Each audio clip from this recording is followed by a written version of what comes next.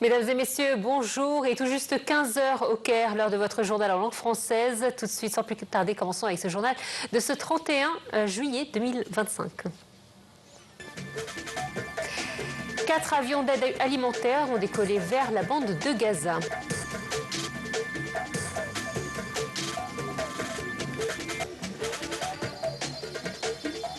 L'Égypte commémore le 69e anniversaire de la nationalisation du canal de Suez.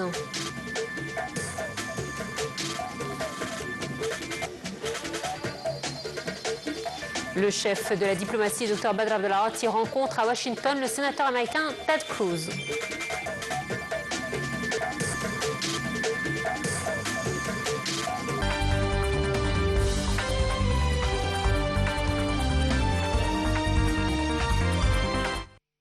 Voici le journal en détail. 4 avions de transport militaire égyptiens ont décollé pour acheminer des tonnes d'aide alimentaire destinées à être larguées par voie aérienne dans des zones de la bande de Gaza difficilement accessibles. Le général Abdelmegid Sor, commandant général des forces armées et ministre de la Défense et de la production militaire, s'est entretenu avec le ministre italien de la Défense, Guido Crosetto, et la délégation qui l'accompagne lors de sa visite actuelle en Égypte.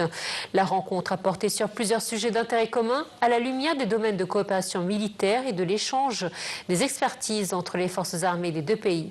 La rencontre a eu lieu en présence des dirigeants des principales branches et de plusieurs commandants des forces armées égyptiennes et italiennes.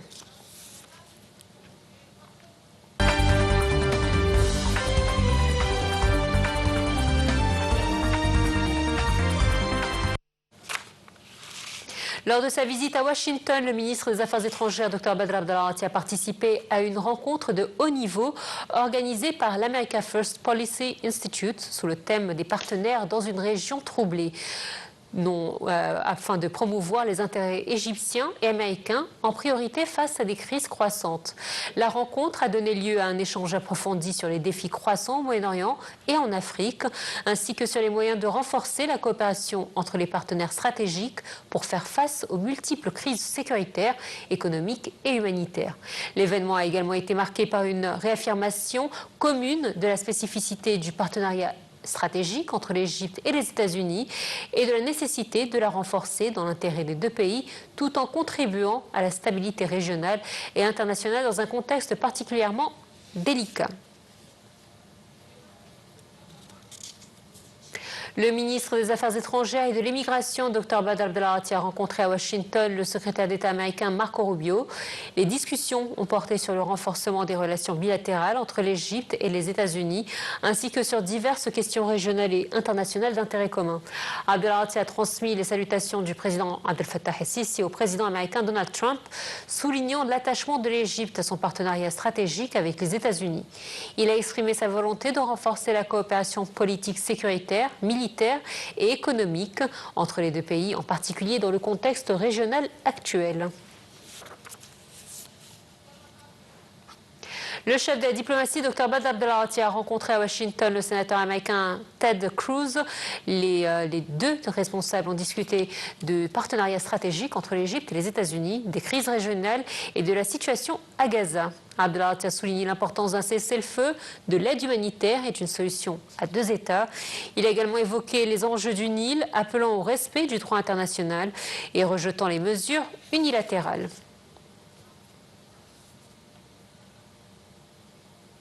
Toujours à Washington, le chef de la diplomatie Badr Abdel-Arati a rencontré le chef de la minorité au sein de la sous-commission des crédits pour la défense et membre de la commission des relations étrangères du Sénat, le sénateur Chris Coons. Les deux parties ont échangé leur point de vue sur la situation dans la bande de Gaza, la crise au Soudan et les enjeux liés au Nil.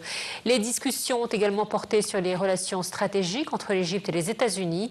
Abdel-Arati a réaffirmé l'engagement de l'Égypte en faveur d'une solution politique en Palestine et du respect du droit international concernant les ressources en eau.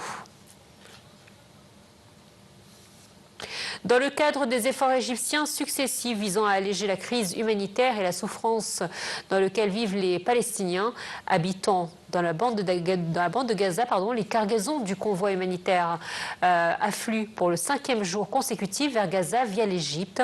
En effet, les cargaisons des aides humanitaires sont entrées à la bande de Gaza via le point de terminal de Rafah. Le convoi est ensuite passé par le pont de passage Karam Abu Salem, où elles ont été fouillées par les forces de l'occupation israélienne avant de les faire passer à Gaza.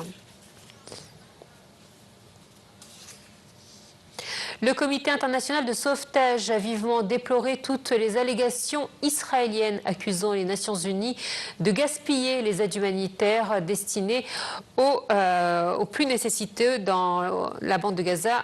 Avant son entrée dans l'enclave, le Comité international a assuré que les habitants de Gaza meurent de faim alors qu'Israël continue d'empêcher et d'entraver tous les efforts internationaux et mondiaux visant à faire entrer les aides humanitaires aux Palestiniens en proie à la famine et aux maladies dans le secteur de Gaza. Ceci compte tenu de la détérioration de la situation concernant la sécurité alimentaire dans la bande de Gaza. Selon l'Agence internationale, le rapport classifiant les phases de la faim à Gaza mentionne que 500 000 personnes de la bande de Gaza souffrent, mais à des degrés différents de la faim. On parle ici du quart des habitants de la bande de Gaza.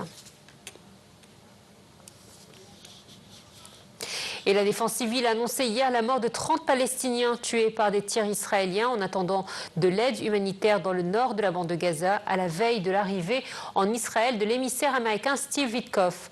Au total, le bilan de la journée atteint au moins 40 morts d'après cette organisation dans le territoire palestinien menacé d'une famine généralisée selon l'ONU après près de 22 mois de guerre israélienne. Sarah Al-Mahrabi. Par voie terrestre, au large de la capitale de la péninsule russe du Kamtchatka, selon l'Institut géophysique américain. Au moins 6 répliques, dont une de magnitude 6,9, ont ensuite secoué ce territoire. Les détails dans ce commentaire. Peu peuplé, le Kamtchatka, où le volcan est par ailleurs entré en éruption, est une des zones sismiques les plus actives de la planète, au point de rencontre entre les plaques tectoniques du Pacifique et nord-américaine. Dans le port de Severo-Kurilsk, dans le nord de l'archipel russe, plusieurs vagues successives ont submergé les rues. L'une d'elles, sur la péninsule du Kamtchatka, a atteint 3 à 4 mètres de haut. L'état d'urgence a été décrété et le chef d'administration territoriale a assuré que tout le monde avait été évacué. Plus de 2 millions de Japonais ont au total été appelés par les autorités à se mettre à l'abri en de tels endroits. Une vague de 1,30 mètres a atteint un port dans le département du Miyagi, dans le nord. L'agence météorologique japonaise a cependant rétrogradé les alertes au tsunami dans la majeure partie de l'archipel. La Chine a également émis une alerte au tsunami dans plusieurs régions côtières. Les Philippines ont quant à elles exhorté la population des côtes orientales à se rendre vers l'intérieur des terres. Sur l'autre rive du Pacifique, le Mexique a aussi mis en garde contre un éventuel raz-de-marée, de même que la Colombie, le Pérou et l'Équateur qui ont procédé à des évacuations. Au Chili, les autorités ont procédé à l'évacuation peut-être la plus massive jamais menée dans le pays, avec environ 1,4 million de personnes écartées du littoral, même si aucun dégât lié au tsunami n'a été signalé dans l'immédiat. Les États-Unis ont quant à eux émis une série d'alertes de différents niveaux à Alaska et jusqu'à la Californie. Des sirènes ont retenti près de la célèbre plage de Waikiki à Hawaï. Le niveau d'alerte au tsunami a finalement été rétrogradé à celui d'appel à la vigilance et l'ordre d'évacuation de certaines zones côtières inondables a été annulé.